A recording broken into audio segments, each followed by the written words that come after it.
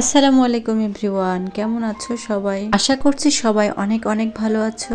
শীতের সময়ে না হাঁসের মাংস খেতে খুব ভালো লাগে। আজকে আমি অনেক অনেক কিছু রান্না করব। তো এই যে দেখতে পাচ্ছ, চীনা হাঁসের মাংস রান্না করব, তারপরে ভেটকি মাছের ভুনা করব, আর বেগুন ভাজি করব এবং পোলাও করব। রান্না করতে না আমার ভীষণ ভালো লাগে। যদিও ভালো রান্না পারি না অতটা, তারপরও খারাপ হয় না, সবাই খেয়ে প্রশংসা করে। মাছটা খুব ভালো করে ভেজে নিব, তারপরে মশলা দিয়ে ভুনা করে নিব, জাস্ট জিরা আর পেঁয়াজ, আর কিচ্ছু দেব না। আর শেষে একটু পেঁয়াজ বেরেস্তা দিয়ে দিব।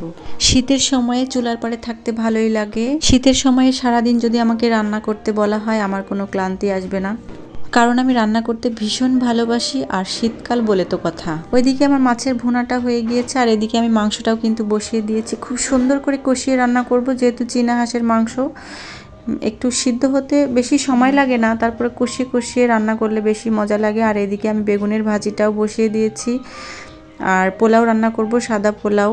তার জন্য একটু ভেজে আমি পোলাওটা বসিয়ে দিব। আর এই যে মাংস আমার রেডি। আগে থেকে ভাজা মশলা গুঁড়া করে রেখেছিলাম, সেটা দিয়ে আমি নামিয়ে ফেলবো। বেশি ক্লিপ নিতে পারিনি, এই জন্য বেশি কিছু শেয়ার করতে পারলাম না। তো আজকে এই পর্যন্ত ভিডিওটা শেষ করছি। সবাই ভালো থাকবে, আল্লাহ হাফেজ। আর আমার ভিডিওটা কেমন লেগেছে অবশ্যই কমেন্ট করে জানাবে। তোমরা সবাই খুব ভালো থাকবে, আল্লাহ হাফেজ।